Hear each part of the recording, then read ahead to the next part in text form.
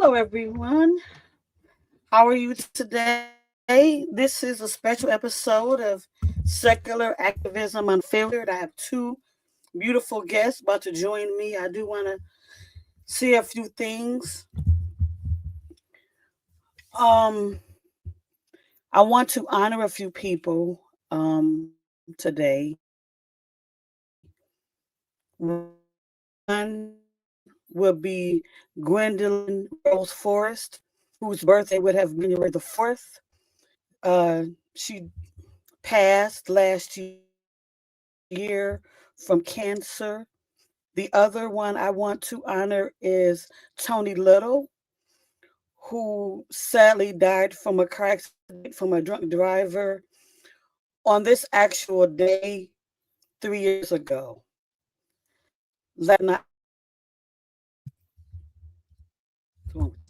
I want to honor one of my best friends.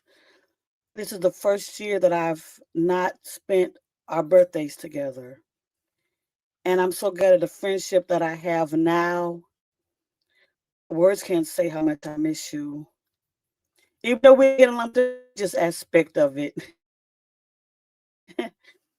But this is the birthday since the 70s, so I did not spend time with you. And I'm feeling some kind of way today. But here's to a wonderful interview. And here's to my wonderful guest.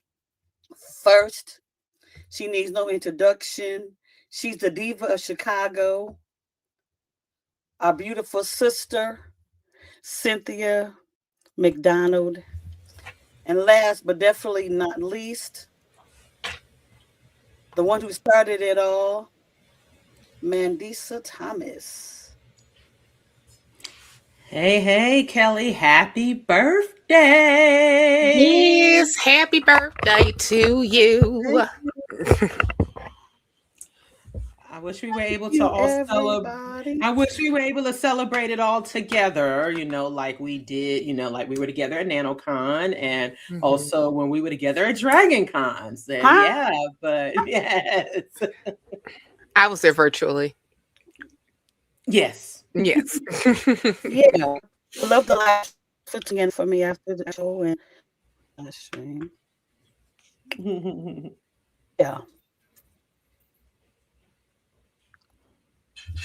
I don't know how you sound breaking up to me. Do you sound the same to you as well? Yeah, there was some lag. This There is was just some me. lag. There was some lag going on.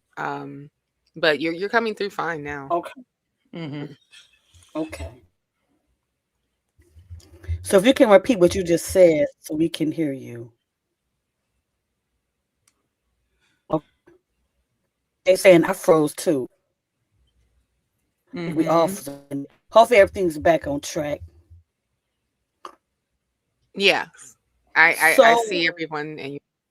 basically what this show is about is I talk with people who are activists in the community and basically want to find out how they got started and whatever that sort, and how they came to their deconstruction, a brief deconstruction story, and if they weren't, you know, how did they got and any goals they have for the future and things like that. That's basic things that I like to know. So I'll start with you, Cynthia. Were you ever religious? And if you were, how did you deconstruct? Yes. Yes, I was. Born into Christianity, specifically grew up Episcopal. Got saved when I was 18 years old, when I was in college after I joined the gospel choir. Um, was in the church fairly, very heavy. Um, and I would say that my deconstruction started in while I was studying to be a minister in that same church because the problematic stuff about the Bible came up and I had a lot of questions. And when I would go to my teachers and ask them about the things that I read, and said, I don't understand, or this doesn't make sense, or whatever, just basically just like trying to get clarification on the things that I read. I would get only so far until I was told that I need to pray harder, that I need to let the Holy Spirit talk to me and instruct me in the ways of Christ, that I need, and things of that nature, so that I would so that I would have like a better understanding of the things that I was reading. And that never sat well with me. And I also did not like the patriarchy and the hierarchy and the misogyny that I would see a lot in church. And oftentimes I definitely did not like the sometimes the pick me behavior that church folk had in order for them to garner favor from the leadership, like pastors and things of that nature. And I think that I ended up leaving that church in 2007 when I came back to Chicago. I kind of bounced around a little bit when I was trying to find another church, but after a while, Christianity just did not settle well with me. I tried all other, philosophies like Buddhism. I was into yoga a lot, so I, studied some aspects of Hinduism. And then this one day, in the midst of me trying to chant, I realized that there is no God, and I began to cry. But then I realized that all these other times that I have been living, I have experienced atrocities and hard pain and things of that nature, and I was able to get through it without God. And so the next time I could do the same again. And that happened in 2018, and I've been living as an atheist ever since.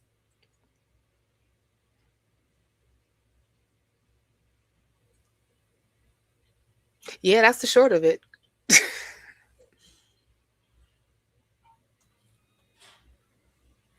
I think Kelly froze again. Kelly's frozen. Oh, okay. So I guess from here, I'll just go into my origin story There you for go. those who aren't familiar. Kelly, I think you're muted, but I can just go ahead and start if that works best. If that works best for everyone, great. So for those of you who weren't aware, I wasn't formally raised religious. I was raised very pluralistic. I grew up, was raised in the Black conscious community, very Afrocentric, exposed to a lot of folks who practice like spirituality. Some of them were 5%ers, some were Christian. But I did sing I had a vocal instructor, and I sang in various churches growing up. So I had like a peripheral view of religion. Sang in Seventh-day Adventist churches, sang in United Methodist churches. And I also attended church with my grandmother, who belonged to an apostolic church, very evangelical. And so I was able to see religion from a few different perspectives. Always from what I got from it, though, it wasn't very great. So I was definitely exposed to it from a cultural standpoint and a community standpoint, but not being indoctrinated to actually believe, which I think really gave me an early understanding of religion and the impact that it had on Black communities. However, I don't think I escaped indoctrination at all. After a while, I presumed that there was some sort of creator that existed. It definitely wasn't white Jesus, but there was some sort of entity out there that may have existed in sort of like a spiritual realm, even to an extent, some sort of like, even from like a more Afrocentric standpoint, or the views of, because I read a lot of different mythology and learned about different gods when I was younger. But I really came to my identity as an atheist first at the age of 14. When I was in high school, I was very outspoken, very militant about the state of Black folks. And someone asked me if I was an atheist, and I said, "Well, what does that mean?" Of the weather, so why this internet is And I so was, lagging. oh But yeah, I did a test before, oh okay, yeah, no and problem. it's We know getting really we, irritating because I did the speed test before and I seem to be pretty good, yeah, but I no don't know what's going problem. on. We got And you, I'm girl. We hardwired know. too, so I really don't understand why it's acting up. Yeah, but No, the no show must problem. go on. Yes, and we got you. We know how Yeah. this goes. So Okay. yes. So Okay. I Sorry. just remember. No, that's fine. No, I was saying that when I asked what an atheist was, I was told Okay. that I didn't believe in heaven or hell. Yeah. And at different times I asked, oh, I would try to like reconcile that there was a life after death, and I just couldn't. And I used to be up at night thinking about it as a kid.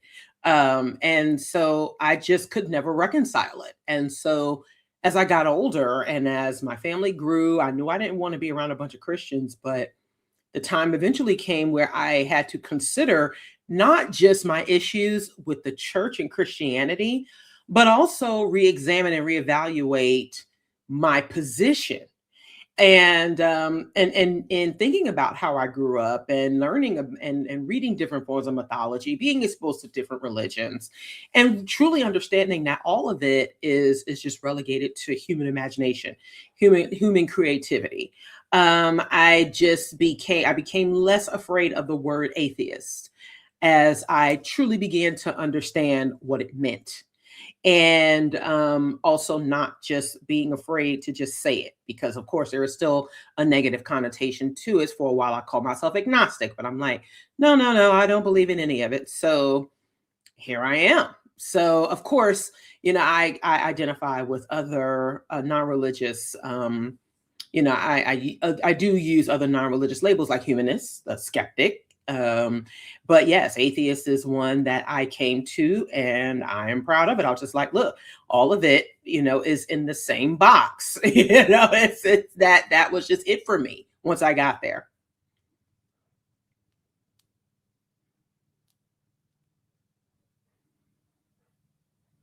Yeah. And that's so funny. I did have a conversation with somebody because I was like, I'm all that. I'm a free thinker, a skeptic, a humanist, and I'm an atheist. I'm all that brought up in one because they have the same. They're the same if you think about it. One thing different is a humanist is not all atheists are humanists because some of them are out cold. But other Hmm. than that, yeah, I fit in all those boxes. Absolutely. And I do think that there Yeah, is but a my bit of a deconstruction variation story in it. was very similar to Cynthia's. Hmm. Yeah, Yeah. so I'm like, no, I'm go to skeptic meetings. I go to atheist meetings. I go to humanist meetings as well. And a lot of times we do combination meetings because they 2 or 3 people from each group. Let's all get together and have brunch instead of just doing separate brunch with 2, 3 people at each brunch. That's what we've been doing lately. But yeah, I mean, that's what it's about community and stuff like that. But my story was kind of like Cynthia's and stuff. I thought, I was raised by well, my mother raised me, of course, but my grandma was in the house, her mother. So she taught me religion at the age of 5. So I'm thinking that was the right way to go. And then when I left the, I went to Catholic school, but we were Baptist. So my mom realized that Catholics got half off tuition. Then we became Catholic. But when I got in high school, I joined a evangelical church. And when I left that church, I started doing Hindu, Nation of Islam, and stuff like that. Try to find the right feet. Then in the end, I just settled at a Baptist church. Then after a while, I was like, this don't seem right to me either. So now I'm here, you know. But you ladies were outgoing and activist way before I got started. And you are the giants that I'm standing on the shoulders of today. And I thank you for Don't look like that, Cynthia. You know, you already doing the you already were doing the nonprofits and all that stuff, and you already was speaking at women of color conferences and stuff. Well, I was just a guest. Mandisa voluntold me. She's just good for that. Yes, She's that's good what at I do, volunteering. people. That's what I do. Volunteers Just us all the time. yes, and the voluntelling has led to Cynthia getting the her speech there reproduced in Free Thought Today, the newspaper from FFRF. She is now a part of Godless Gospel, and it has led to many other opportunities in like very very very being more hands-on in the movement. So it's yeah, no, the one thing that I don't know if you wanted to segue into the parts of activism, especially now that BN is celebrating our 15th anniversary. Yes. So, if you want, I can start there. Yeah. Yeah. Well, Because like I said, many people walk away from religion, but not everybody chooses to go into activism. What mhm. triggered you? I guess I'll start with you, Mandy, at this time. What triggered you into starting being an activist? Well, I would say what motivated me was one of my teachers, one of my mentors, actually, Miss Diane Glover. I love her to pieces. She was very, very she was very instrumental in raising me in in black consciousness and being proud to be black, especially as a woman. um and but she's a huge Christian. And it was just when we reconnected on Facebook. And so I remember, that's around the time where I had become familiar with Jeremiah Kamara. And so from there, I really started speaking up. That's when this is in 2010, when I really started to reassess my relationship with religion and what I thought about it. And I remember she kept asking me, like, why don't I believe in God at all? Um, and so I said, well, it's people, it was people like you, the people, the teachers that I learned from, the communities I was around, who taught me to see the conditions of our community for what they were, and also identifying what those problems are.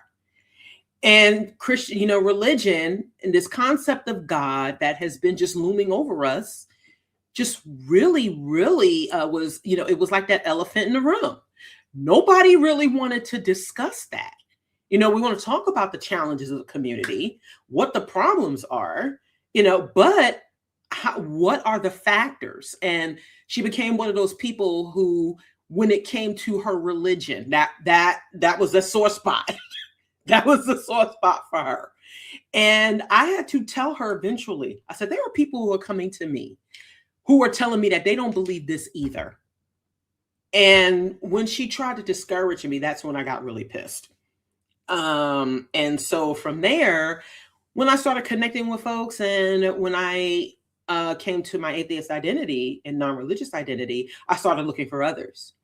And I remember having a conversation with Jermaine Inouye, who was one of the producers of Black Atheists of America at the time. We eventually became connected, and he was telling me about the challenges he faced in participating with predominantly white meetup groups, because I got excited when I saw that there were. I was familiar with American Atheists before, but I became reacquainted with them, and also seeing that there were other groups. And I was just like, okay, so this is a good start. But I went to my first meetup, and everything that he said was pretty much personified. Everything that he said would happen happened. I've never met a Black atheist before. You know, the only other Black atheist who was there, I didn't know him. One of the ladies said, well, do you prefer to sit next to him? I was like, well, I was talking to you. You know, all of the microaggressions, all of the passive aggressiveness, and the dismissive of the fact that we were the only two Black atheists in a table full of white people. And so I said, you know, there has to be more of us out here. There has to be more of us in person that we can connect with. And so from there, and actually it was on this day that we started our Black Nonbelievers of Atlanta Facebook group, and then we started our website. And so it is actually the birthday of Black Nonbelievers as an entity from 15 years ago. And then in November, we shortened the name to Black Nonbelievers because as we attended other meetings and met other people, and folks wanted to start similar groups, but but under the umbrella of the organization, we were like, now we got to take it national. So we were really, we just really just hit the ground running.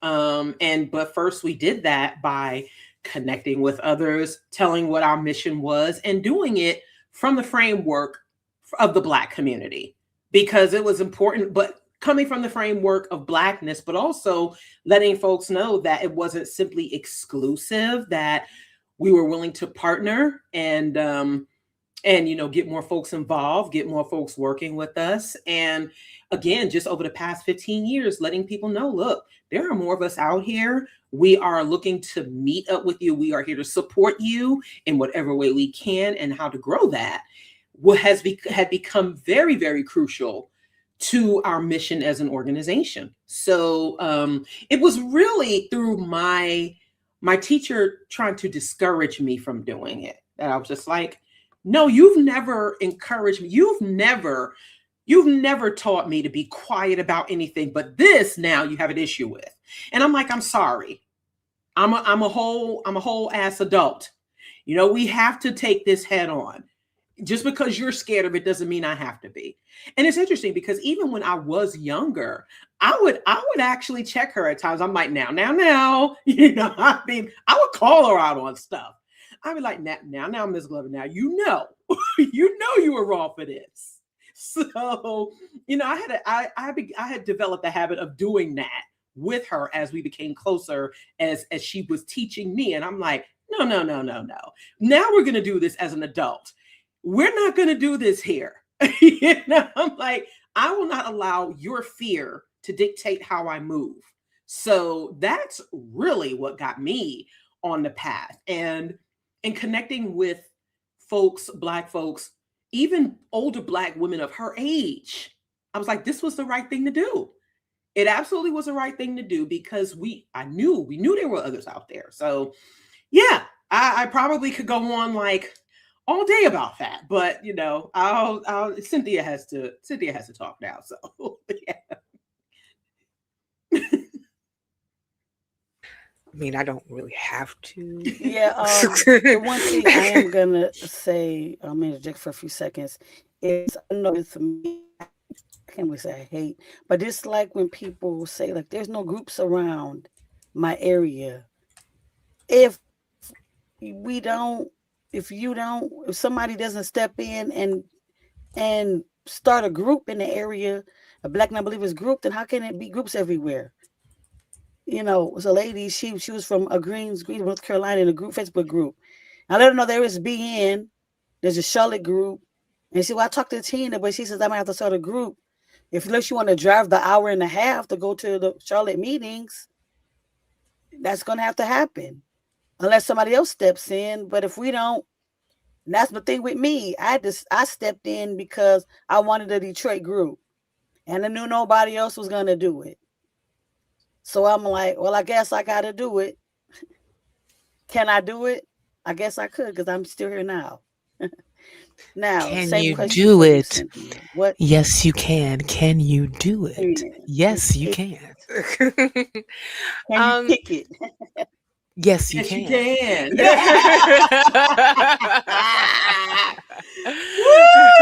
Woo! Well, gone then. Okay, I'll go. So, as far as like activism with me, I think that I was involved with doing reparations activism first, I would say. I was very passionate about it. I still am, and I talk about it ad nauseum. I am that atheist that talks about reparations. That is my claim to fame. And it needs to happen like yesterday. Uh, but regardless of that, I think that like my activism was most likely, speaking and also doing demonstrations and things of that nature with the movement concerning like reparations. And then the pandemic hit. I was asked by another atheist YouTuber that I'm pretty sure that a lot of people are familiar with, Ethan Michael, about why is the mortality rate so high amongst Black Americans with COVID. And at the time, like, my 9 to 5 is social work. And so I work in the healthcare industry, and I get information about numbers all the time, and especially at that particular time because I was working with a clinic where we were case managing people who were dealing with chronic infectious diseases, specifically HIV. And I had a lot of clients who were Black and brown, trans, women, and all it seems like that along with COVID came all the ills that Black folk especially face when it comes to housing insecurity, food insecurity, even able to find steady work, trying to get an income, things of, all the alls that we have faced since Moses supposedly asked people who was on the Lord's side. So when he asked me to do a video with another person that was I think he was a correctional officer, about mortality rate, we got into the history of, institutional racism and how it definitely affects, Black people the most, because the reason why we have race is because of Black folk. So we did the show, and after we were done with it on his network, he said, "You all need your own show." So that's when we started the 13%. And that's when we were talking about, issues that, mostly, face, Black America at that time. And we talked a lot about, different inferences that happened in the Black community concerning our social determinants of health or the lack thereof. I then, would talk a lot about, because like the guy that I was doing the show with was a Christian. I started to do the show with my then partner, who was an atheist. I wanted to make sure the show also definitely highlighted non-belief and how it was important to look at these issues, because like one of the things that I have noticed or observed when talking about these particular issues, working with, even local groups, because I was working with local groups here on about social and economic justice and equity in the Black community. And a lot of them were Christian. Sometimes, a lot of times we met up with churches and things of that nature. And, it was always this bend to, but God will provide, but God will do, but God will say, but God will intervene. And, I said, well, I don't necessarily mean to offend. Yes, I do. But God ain't did shit. So if we are looking for God to save us, why the hell are we here in the first place? Why are we organizing? Why are we talking to legislatures? Why are we trying to get bills passed? one of the things that we did do, like the group that I was working with, is that we got a chance to get a healthcare language passed in the Illinois Senate, and it was signed eventually by J.B. Pritzker to declare, violence as a health crisis. And we also know that, especially like when we were talking about Black women, whether if you are cis or trans, some of the highest IPV, interpartner violence and domestic violence, is amongst Black women, whether if you're cis or you're trans, doesn't matter. And so, we were looking to get like resources and things of that nature, but it was people power that was doing it. It was not God.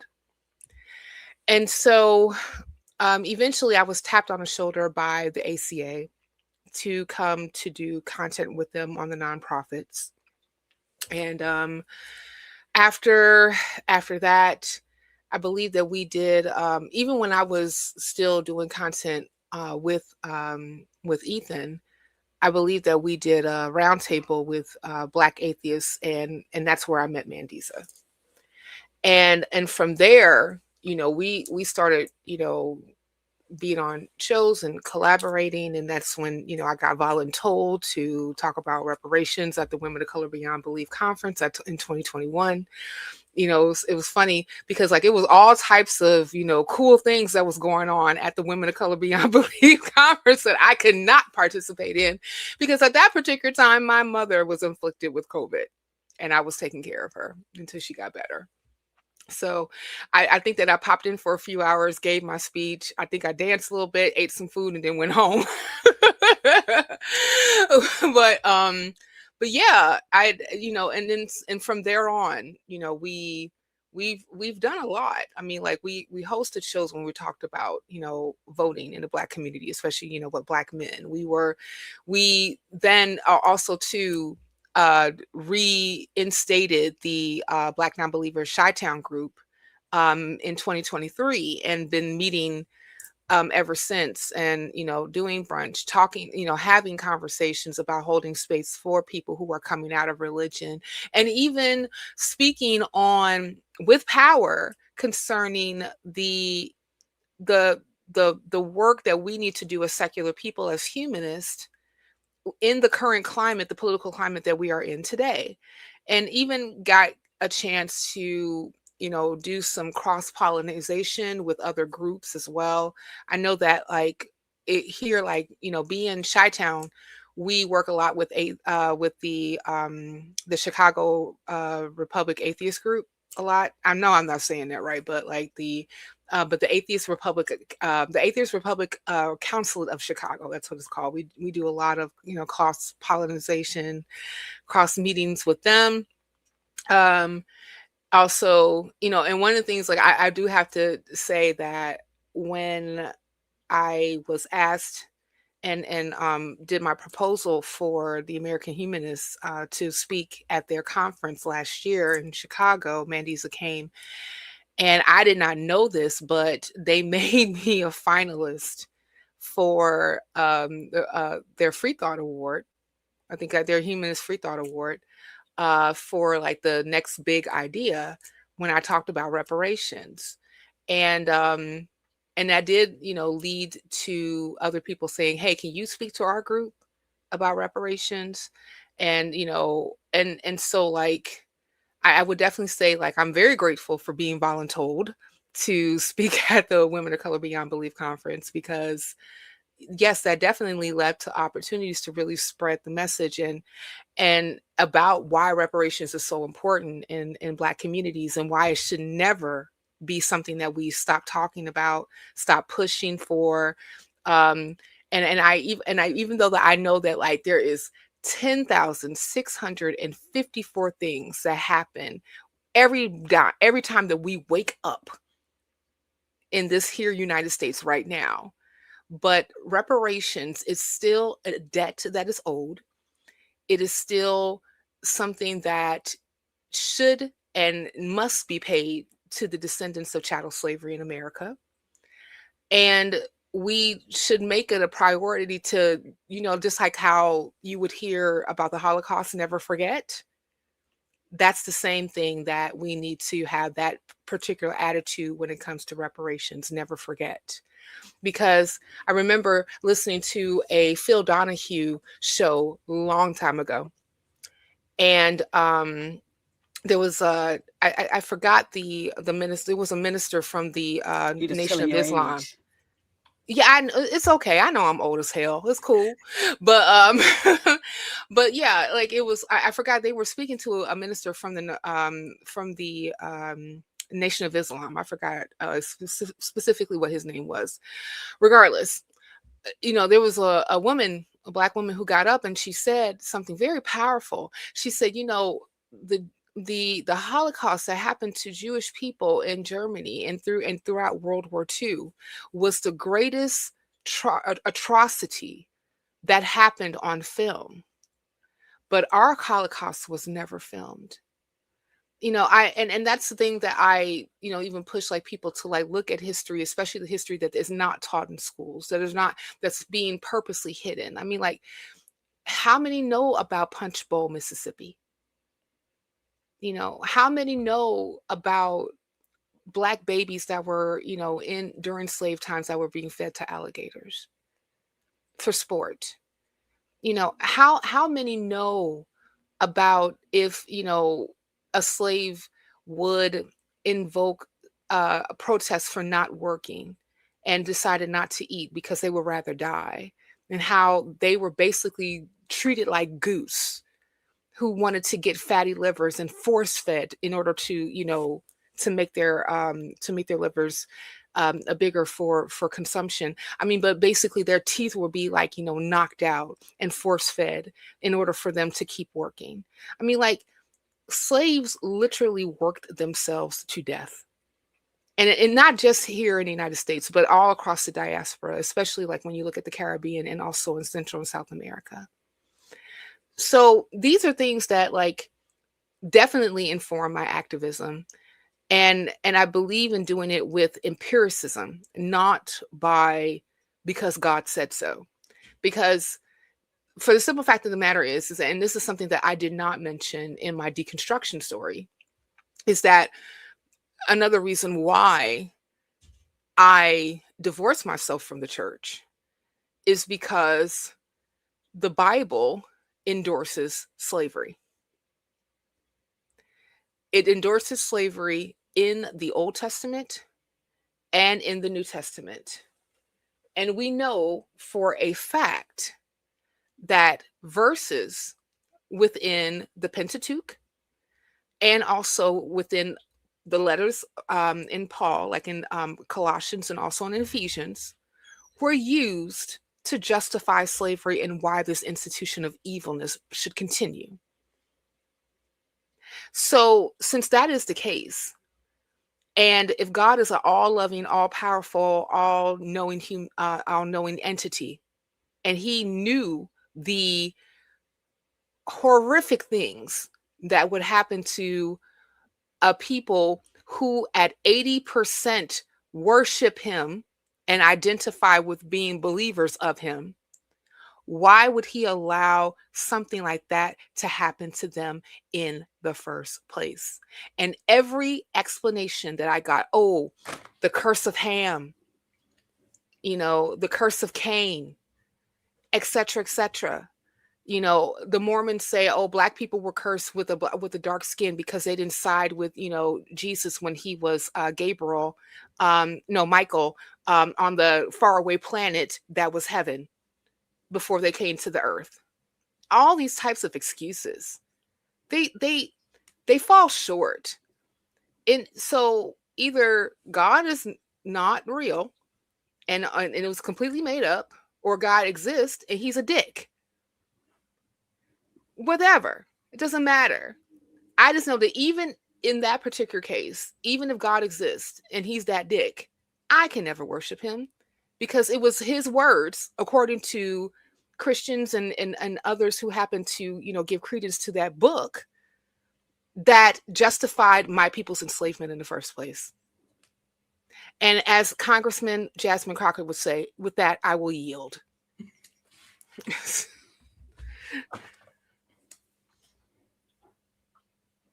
Yeah, I don't think I have any more to add except for my Oh, upbringing as, you know, in the Black conscious community definitely has informed all of that. And I'm such a huge history nerd, all types of history, but in every city that I visit, I always make it a point to visit the Black museums, African American heritage museums, because a lot of the information is stuff that a lot of folks don't know.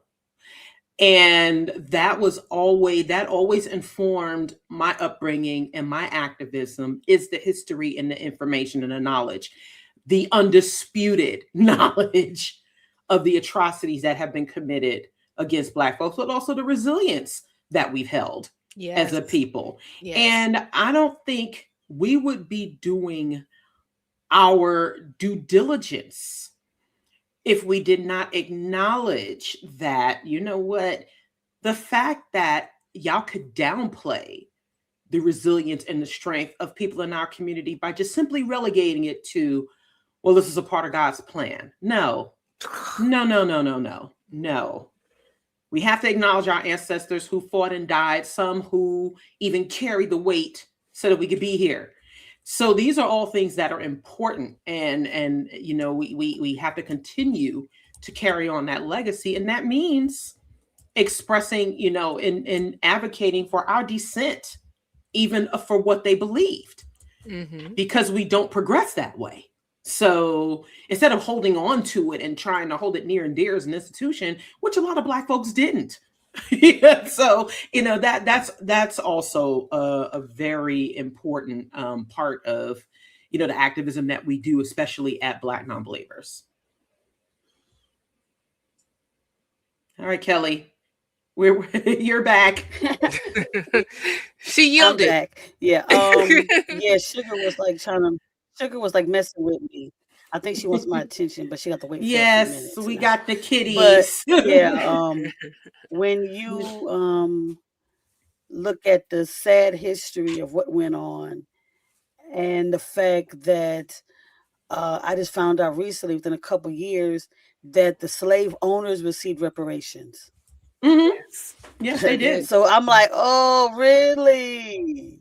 They sure did. And it's closer because where my great grandmother was not a slave, she was born 1885, but her parents were slaves, and some of her siblings were slaves because she was like 12. She was 12 out of 12 kids. So they were sharecroppers, which damn near was the same thing. Yeah. Going Absolutely. in Alabama. Mm-hmm. What was the difference? They got paid pennies on the dollar for that land. Or nothing. The water work that they did. That was no slavery. And then you don't think about the breaking that they did. There was a lot of stuff that the slave owners did to the slaves that is horrific, that you don't find that out until after the fact. And I don't understand. Like, here's the thing. I understand that the church, because it was the only place that we can go and talk without the master bothering us. That's how we did the Underground Railroads and stuff. We cannot do it with, it wasn't church around. The civil rights, Right. church, we can have our meetings because they was not going to bother us. So I understand that now we don't have to do that now. With this administration, I don't know what's going to happen. We have to fake like we atheist church orange turd. But yeah, and even I would say that even churches being a safe space during the civil rights movement wasn't always, you know, that was even disputed because of the because of the church bombing in Birmingham, the 16th Street Baptist Church, where those young girls were killed. Exactly. And they were getting ready for Sunday school. Sure were. So I mean, there are instances that you can, historical references that you can point to where we can say this wasn't always, we could argue that it was not always a safe space for us, and so if we, And there's don't forget, Mhm. Mandisa, that it was actually a minority of churches and Black Yeah, Christians that supported the civil rights movement yeah. because they were concerned about white It backlash. was And dangerous. It yeah, was extremely right. dangerous. Because like, Mhm. one of the things that I wanted to say about Martin Luther King and his camp, specifically, people who were around him that were organizers, they they used the atrocities that were happening to protesters to their advantage. And how they did that was using media. Mhm.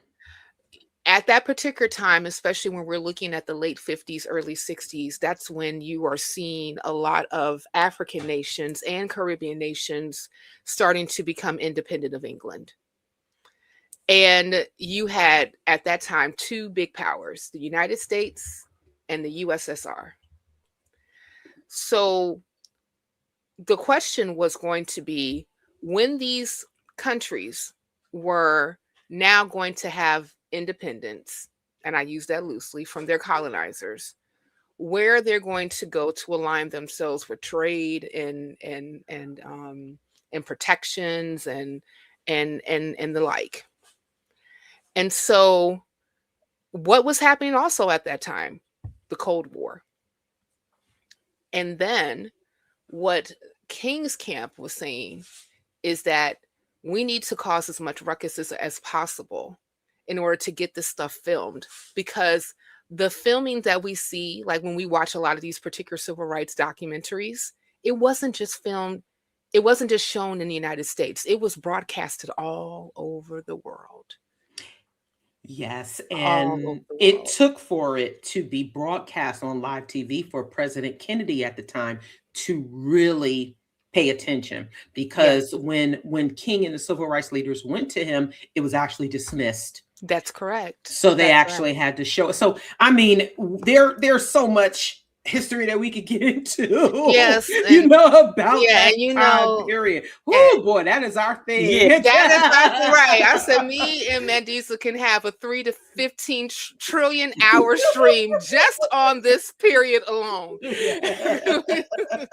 People like, would those chicks shut up? No, absolutely not. You need to learn this. Yeah, we can go on and on and on. We can go on and on and on in our conversation. Okay, the Mm. last question, and I'll start with you, Cynthia. What short-term goals do you have with your uh, Chi-Town group or anything else that you're working with? You know, that's a The good question. short-term goals that you My have. my short-term goals is to, continue to, do meetups and to grow the group. I mean, because like even though doing my show, The Roots Matter, like I talk to, different people, and they may say that and then like sometimes I even have like some people reach out to me, and they will always say, oh well, like, Chicago's a big city, I'm pretty sure there's a whole bunch of atheists and agnostics that are there. And I'm like, "Nah." But I think that it's important, especially when we're talking about our community, that our community is still extremely religious and leans extremely Christian. And that identity of Blackness with Christianity is still extremely prevalent. It may not be as high as it was, let's say, like, 20, 25, 30 years ago, but it's still pretty high. I mean, like we are the largest Christian group in the United States as Black, as African Americans. And then we also know that evangelical Christianity, especially, has basically, shackled the continent of Africa. It's insane. So the thing is like my personal goal is to continue to to have these spaces where it is safe for especially Black folk to be able to come and be their authentic selves without having to be concerned about putting a bit on their tongue because they are wondering if we're going to offend another Christian or Muslim or any other, monotheistic, polytheistic, a religious person in the room, right? So, and I know that they are necessarily out there, but we also still have a high rate of people in our group, especially, that are closeted. So, and I had people come to the meetups and say, well, my family doesn't know I'm an atheist. And we even had, like, even on CCon, like, we had a sister in the movement whose family didn't know, and she was keeping it silent, even though, like, she was on YouTube, she was doing all types of stuff, doing interviews, things of that nature, but her family did not know. So so my goal is to grow the group, keep it to the point where we can keep people safe, and making sure that they're able to express themselves and be authentic, and also to encourage them to, when it is safe and when in certain aspects, to live out loud. If it's safe for you, and I'm not going to tell everybody, like, you should come out and say that I'm atheist and proclaim it from the mountaintops, like, like, I've been on the mountaintop and I've seen the like, I ain't gonna do that, right? Because I understand that it's not always safe for every person to come out. I mean, like, especially, like, if it's a family members, they may rely on these people for a roof over their head, for clothes on their back, for shoes on their feet, for food in their bellies, etc., etc. But I would encourage them to definitely continue to lock themselves into and participate in community, because that is going to be the thing that's going to offer them the peacefulness and the tranquility, and also the safe space that they need. And that's the thing that I'm hoping to do, especially with the group in Chicago. And I guess I will speak on, nationally and the entire organization, and Cynthia's ability to continue to grow in Chi-Town. Your ability, Kelly, to continue to grow in Detroit depends on the support that we get on the national level. Right. And we are headquartered in Atlanta. I am the person who oversees, the operations, as well as coordinates for the Atlanta, for the main group. And in order for us to do that, we need your support. So in the short term, we do have a very, very aggressive fundraising goal, even though I think it's manageable. I think it's tenable. We are trying to raise a minimum of $50,000 for BN's work, especially that we've been around for 15 years. We will be celebrating our 15th anniversary at this year's Revival of Reason in Atlanta. We are doing CCon again. And I will just say, Kelly and Keelana, her daughter, was there last year. There was one woman who came with one of our guests, and she was a Christian. And at first, she didn't know how to take us, right? She was just like, wait a minute, like, who are these people? I know I'm here on a cruise, but who are all these people who are saying they're atheists? Like, even beyond her friend, she may have known them, but she didn't know us. It was a very interesting experience for her to be around more of us. And that may have been intimidating for her, but by the end of the cruise, guess what? We were hanging out, we were going back and forth. We were doing what Black folks do. We were doing what folks do. And I think it's important for us that, it's important for people to understand that if we are to grow, we need money, and we also do need people who are willing to step up and organize and maintain and invest. Kelly and Cynthia have invested in Black non-believers. They are official members. They have donated. They put in their time. They put in their own money, just as many of us have. Has it been beneficial? Sure, because that's what that is among my personal philosophy, is that the more voices and the more leaders out there, the better. But we have to know that you are invested in doing this work. And sometimes it's not always going to be pretty, but we do need the resources for that. We are also going to be establishing, speaking of paying homage to those who have parted, who are beloved ones who are no longer with us. And shout out to Gwendolyn Forrest, who was an avid, she donated to BN regularly.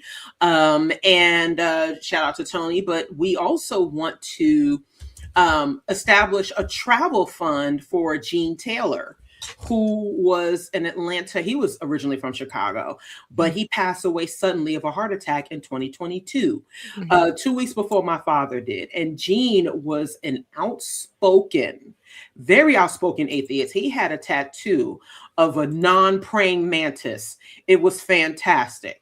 He had a tattoo of a mantis folding its arms, and that was just how forthright he was, and his dedication to supporting Black non-believers, attending events. He was supposed to attend BNC-Con that year, but unfortunately he passed away the day after I spoke with him.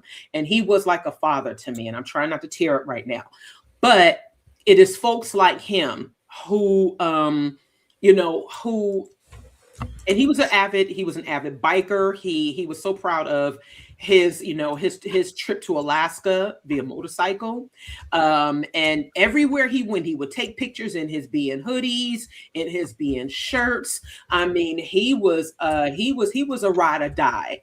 And so we want to establish a travel fund for people who want to attend our events, but may not be able to, but who need support in that, or who might need a complete subsidy. And that's something that we've done unofficially at Black Non-Believers.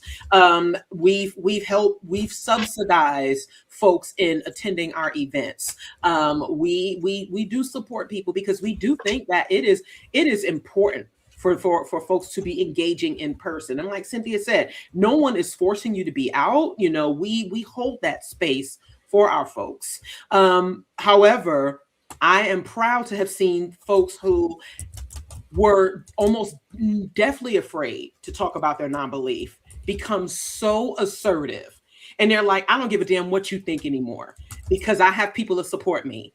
That is absolutely important to us, for them to know that they have us in their corner. Mm-hmm. And in order for us to continue to be visible, continue to engage in spaces where you may not normally see us, and that people need to see us in real time and virtually, that needs your support. So I'd like to thank everyone who became official members of Black Non-Believers, who supported our live stream fundraiser from the day before, who will continue to donate to our work, because we do need to reach this fundraising goal for our operations, for us to continue to expand and grow, so that Kelly and Cynthia and Tina and also myself can have the resources that we need to get to conferences, to get to other events, to sponsor student scholarships like we do, and to support other people in attending the events that we are putting on and also that we sponsor. So I know that's a lot, though. That's a lot in the short-term goal, but the main thing here is to get folks donating and supporting, so that Black Non-Believers as a national organization can continue to support our affiliate leaders on the ground. And that is, you're seeing two of them right here, Kelly and Cynthia. We need your support so that we can continue to support them in what they do and in what we all do, the work that we are doing. And I'd like to give a shout out, because we will be at the 10th anniversary of the Ark Encounter protest. We will be at different events throughout the year. And so the money that we get helps that work. It helps with all of it. So even if it's just a few dollars, please do donate to the organization, because we need it and we need your help. And we appreciate it. We appreciate all of you. Word. I forgot to say that the QR code at the top is the link to donate. I think the QR code, I forgot to say that. But if you can do that now, donate. Also on our Facebook group, I've posted links and Instagrams and TikToks and all that stuff. There's also links on those through Black Non-Believers and my site, Cynthia's page, and everything else. So donate, donate, donate. You And know, the I link have to your donate Facebook says every donation is a kiss to me. So and the give me and the a link. birthday kisses, I was just gonna say smooch that smooch. the donation link for Black Non-Believers, if you want to give, is also in the chat. Yes. Yes. Yes, indeed. So Yes, yes, yes. I put the link earlier in the day. yeah. But yes, it is always now. I don't know what happened, Cynthia, but um, I do want you on my show for next month.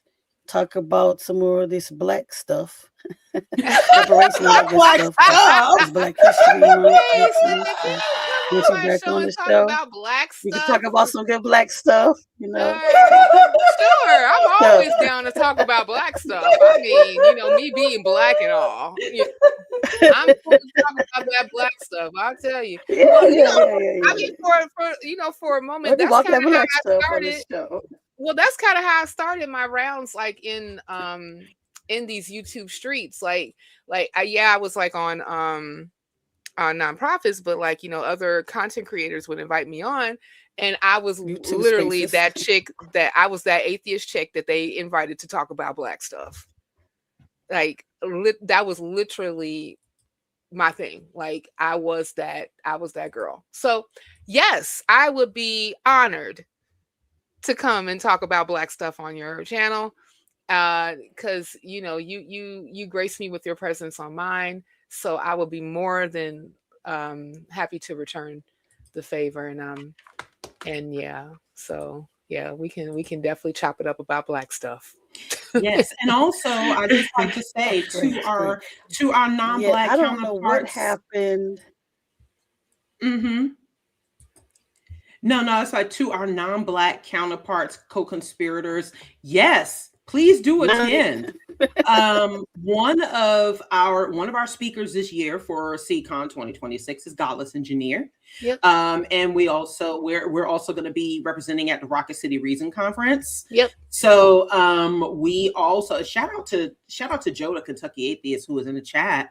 Yes. And Who Joe is going to be my next guest on the Roots Matter? So make sure you And we got to give a shout out to our oh yes, we got to to give a our shout out South to African Atheist Republic. Yes, Yes. Dean Kruger. Yes, I don't know if yes. Dean's still here, all the way from South Africa. We thank you so much, Dean, for being And I found here. you see I found my buttons.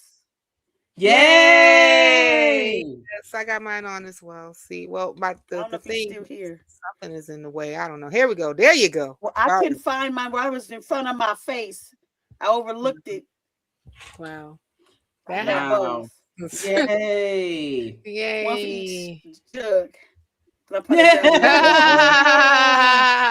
down. Rocket City is October 12th to the 14th in October, Ryan. Yeah, we need to get the website up for that. Yeah, I but see yeah. my Java and Jug sisters. A few of them is in here right now. Woohoo! Yeah. Yeah. So Well, I don't know what happened, but they took down my episode with me and Tina on your page. I don't have any. yeah, we don't worry about it. It's Copyright strike or something. yeah, we fixed that. It's gonna Tell me what go. happened. Yeah, don't worry about it. It's Do I going have to back come up. back on to redo No, it? no, you don't. I mean, I would love for you to come back on, Okay. but like, no, you don't have to worry Kelly about is that. like, do I need to come back? Right? No, to like no, resolve you them? don't. You know, 'Cause I was like, what the hell? We My don't episode ain't want on to here. know. like right? No, no, I'm no. like, I mean, damn, was that that bad? no. It had nothing. It had nothing to do with you. It was just like the introduction music that was on there was claimed by like somebody. So we had to find the episode again so that we can do the necessary edits and put it back up. So it'll be up before the end of the week. So yes, guys, this if you all want to go to the Roots Matter and like and subscribe and all that other great stuff, I will be putting up an episode of my conversation with the affiliate leaders of Black Non-Believers. So yeah, all that. Subscribe now. I need all that, please and thank you. Mwah. Yes. Chef's kiss. It's always a pleasure spending time with you, ladies, as always. Likewise. Hopefully Likewise. this year we can do some Chicago, Detroit meetup group connections and stuff. Yeah, most Collabos, we definitely. love the Yes, yes, most collabos. definitely. The northern cold Yeah, as it just cold depends AF on how the group feels connection. like traveling. I have a lot of couple elder people in my group. Yeah, I hear you. But I mean, It's all like there's for some things. people. Even We'll figure it out. if I just come by myself, something will happen. I mean, yeah. Uh-oh. Yeah, Uh-oh. yeah. I mean, like, right. I was like, what do you mean by that? But I think that's an offline conversation. So, Hey, we about Yeah, hey. It is. Yeah, I'm just yeah, saying we're gonna okay, connect and do stuff together in yeah, person and yeah. online. It's Yes, gonna be a ma'am. year, no matter who is Nice, in the office. nice, very But nice. like I I'm said, it's for always it. a pleasure talking with you, beautiful ladies, and I'm so glad that you are my family. Just Yes. connected We for love Yay! you, life. Kelly. And You're not Yes. stuck with me, and you can't get rid of me. are you sure about that? No, I'm just kidding. Damn, I didn't know it was gonna take off. Never mind. I'm just kidding. No, we are family. I got all my It ain't sisters too with much y'all me. can do to make me not fuck with y'all. Right. No, I Okay. what you say? Like, what I'm saying? I fucks with you. Yeah. Yeah, yeah. Yeah. I don't know. I didn't get my best New York accent out for that. But Yeah. it's cool. That's The okay. long way. I think it's the Chicago style pizza that messes Not with at that. all. So No, not yeah, at all. yeah. See, And I ain't see, say a damn thing well, about you know pizza. Here what? you Well, go. guess what? I had to start it. I Here had you to Here you go. go. It's We always do the not people like from New York cardboard. who You start, know We want what? some Because we it's not. dough. start It ain't right, I man. want some cardboard. dough It's like Listen, not my man cardboard said. listen, I don't want no pizza. listen, skinny listen. man. Let I me don't tell want you no something. skinny pizza. Hold on, where Aunt Jerry? Because I'm about to get into my listen. Hold on. You know, a famous rapper said, "Don't start no stuff, won't be no stuff." Okay. And we already know that floppy disk that y'all call pizza ain't pizza at No, all. It no, no. belongs in the garbage. It That's does how you You say got it's not. 2 against 1 today, garbage. though. You Yeah, can't stand on I nobody don't. right now. You It's know what? I garbage. don't care. I'll handle. Listen, I'll handle y'all. I don't. listen, That's listen. The okay. best thing that New York style pizza can do is just become cardboard Y'all and a thin ass flying pizza. No, it kite. can't. No, A it flying can't. kite or a flying frisbee. That's the I'm best thing. sorry. I We would we will give not. the only time that I would give New York style pizza to my child is if he wants to play with frisbees in the park. You know Okay. what? You know Okay. what? Well, at least no. Well, at least Oh, we don't come have on, to do. Dean. Don't even You say know that. what? It's a good pie. Pizza pie. That's they call it a pizza pie. No, but New York is Yeah, I was so absolutely miserable. That's the the only best kind of people pizza that they ever. had is Ever. No, on a no, cruise. It's New York pizza.